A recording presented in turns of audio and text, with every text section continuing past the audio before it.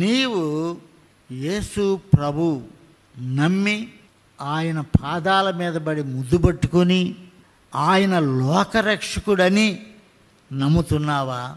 ఆయన్ను చూస్తూ ఉన్నావా? గుడ్డివాడు చెప్పిన సాక్ష్యం, ఆయన పాపియో కాడో నేను ఎరుగను.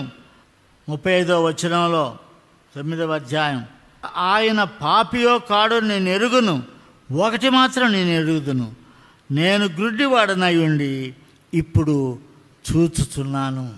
క్రీస్తుని ప్రియమైన సంగమా, ఆ పుట్టుగ్రుడ్డివాని సాక్ష్యం, నేను గుడ్డివాడనై ఉండి ఇప్పుడు చూస్తూ ఉన్నాను.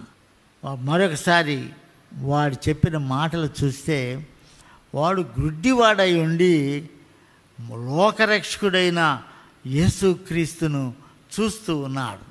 కన్నులున్న పరిసయ్యులు, కన్నులున్న సద్దూకయ్యులు ఎంతప్పటికీ ఆయన మీద ఏదైనా నేరం మోపి ఏదో ఒక బలహీనతను బయట పెట్టాలని, ఆయన్ను చంపాలని ఈ లోకం యేసు ప్రభును చూస్తూ ఉంటే, యేసుక్రీస్తు ప్రభు మనలను ముట్టి మనలో ఉండే అంధత్వాన్ని తీసివేసి దేవుని ముఖాముఖిగా చూడగలిగిన భాగ్యం నీకు నాకు మనందరికీ ఇవ్వాలని ప్రభు కోరుకుంటూ ఉన్నాడు.